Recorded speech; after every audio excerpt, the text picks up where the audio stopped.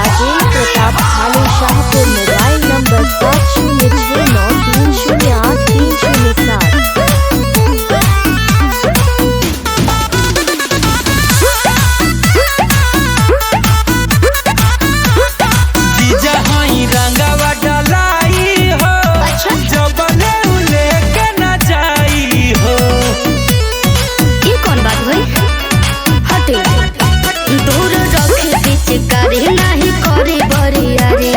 जीजा जी का हो साली जी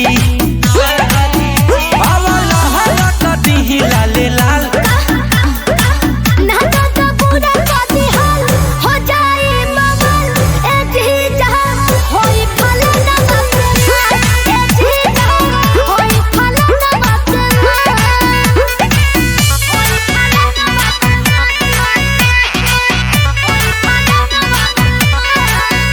राजेंद्र को लाइक करके सब्सक्राइब करिए और नोटिफिकेशन ऑन कीजिए।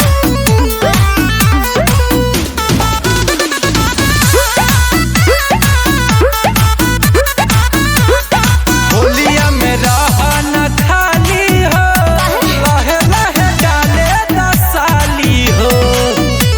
अरे डाले दा काहे डाले दी ओ बात माने गुंजन जीजा गौतम छोड़ी ना जीजा जी का हो साली जी भाले शाहपुर।